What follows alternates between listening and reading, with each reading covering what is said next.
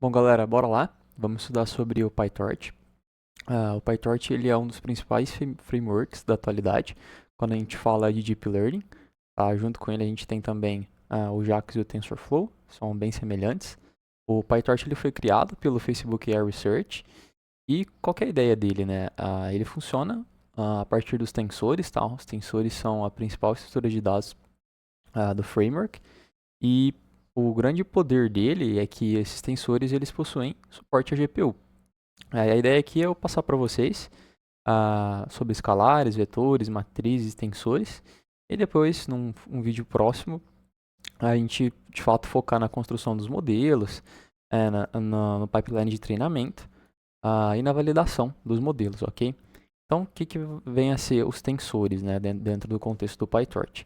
Bom, a gente pode pensar nos tensores como uma evolução muito natural de escalares, vetores e matrizes, né? Então, o que é um escalar? Dentro do ponto de vista dos tensores, a gente pode falar que é um tensor de dimensão zero, ok? E aí um vetor, ele é um tensor de dimensão 1, como eu coloquei aqui na figura, e a matriz ela vai ser um tensor de dimensão 2, e aí, após isso, né, a gente começa a entrar dentro do contexto aí de tensores multidimensionais, né?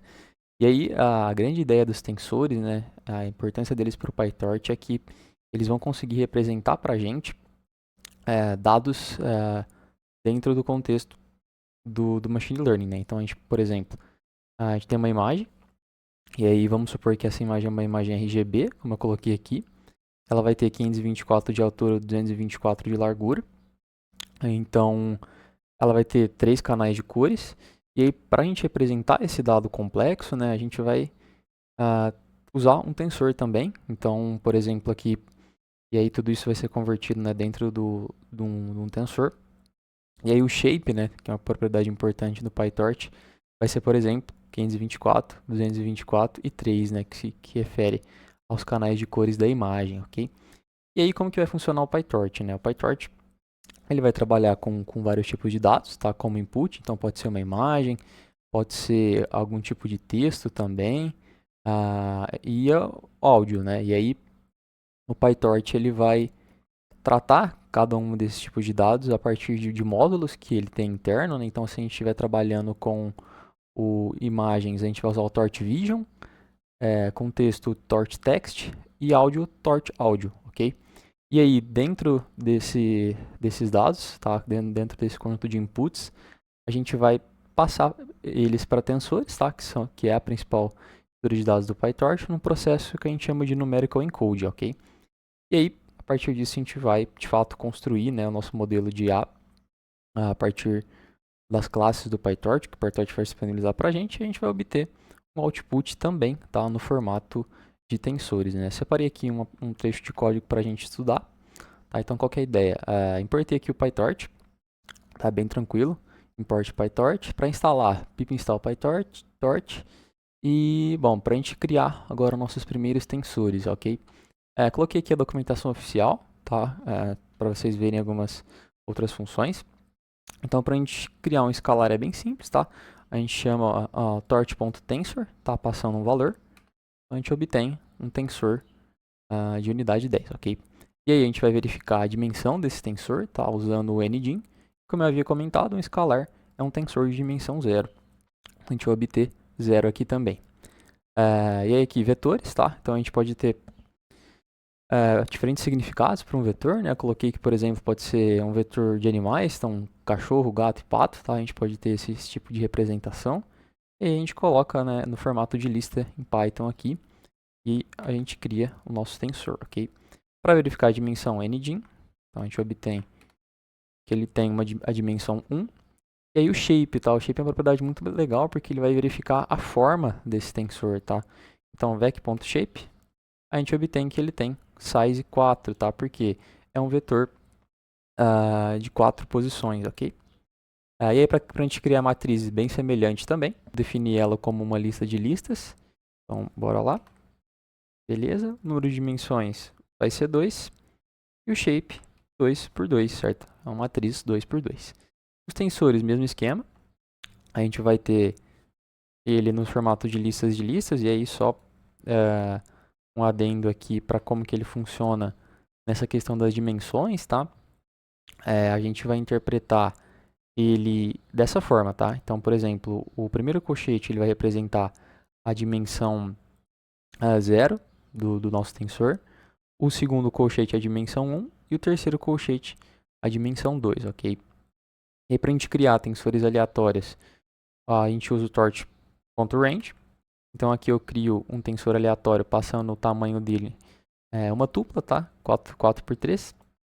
E aí retorno ele aqui junto com o tipo de dado. Por padrão, o PyTorch vai utilizar o float32.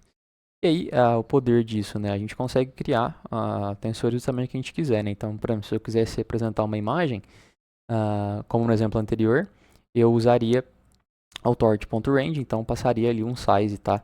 De 524, 224 e 3. Então, se a gente imprimir o shape e o número de dimensões, olha que legal, a gente vai obter exatamente isso, né? Então, a gente vai ter um tensor de 3 dimensões com shape de 524, 224 e 3.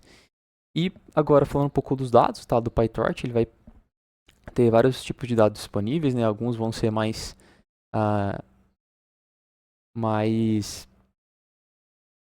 eficientes em GPUs, outros em CPUs, ok? E aí eles vão ter aqui o tipo float32, tá? Que é o padrão. Se eu colocar dtype valendo none, ele vai diretamente instanciar ele como float32. Device none significa que o meu dispositivo, tá? Vai ser a CPU, então esse tensor vai ser armazenado na CPU. Ele vai ser processado pela CPU. Requires grad false, ele vai desabilitar as operações desse tensor. Então, se a gente executar, a gente vai obter todas essas informações. E aí, um pouquinho das operações com tensores, tá? A gente vai, então, criar um tensor, aplicar uma soma com ele, bem tranquilo também. Subtração, mesmo esquema. Multiplicar. Dividir também, tá? Notem que ele não muda, tá? Porque a gente não está reatribuindo. Se a gente estivesse reatribuindo, aí sim o tensor original estaria mudando, ok? E aí, acho que uma das partes mais importantes é o módulo de multiplicação, tá? A gente vai ter dois métodos de multiplicar, ou torch.mul ou torch.multiply, também dá certo, mesmo resultado. A gente vai ter dois tipos de multiplicação dentro do PyTorch, tá? Tanto o element-wise quanto o matrix multiplication padrão. Então aqui eu defino um tensor, retorno o shape dele aqui, então o shape dele é 3. E aí o element-wise ele vai multiplicar cada um dos elementos do tensor com cada elemento dele, então é respectivo. Então se vocês verem aqui o que ele está fazendo, ele está multiplicando 1 por 1, 2 por 2 e 3 por 3. E aqui, de fato, né, ele está aplicando a clássica multiplicação de matrizes que a gente conhece. Beleza. E aí, qual que é a ideia, né? Esse tipo de erro de dimensão é uma das coisas mais comuns do PyTorch, tá? O shape error. E os shapes, eles precisam seguir a regra da multiplicação matricial. Então, eu dei um exemplo aqui para vocês, né? Eu criei dois tensores, tá? Vocês vão notar que quando eu for multiplicar eles, a gente vai obter um erro, tá? Um erro de runtime. Então, match 1 e match 2 shapes cannot be multiplied, porque eles não têm as mesmas dimensões internas, né? Então, se eu imprimir eles aqui, vocês vão poder notar que eles não têm as dimensões. E agora, se eu imprimir eles na versão transposta, né, pegando o tensor B e transpondo eles, eu vou conseguir multiplicar eles da maneira correta. Aqui eu coloquei um script para a gente visualizar isso. Então, para vocês verem, né, as dimensões internas deles batem, né, então 3 e 3. E aí, beleza, a gente vai conseguir multiplicar. Agora, no próximo vídeo, eu vou trazer para vocês a parte de construção de modelos de fato.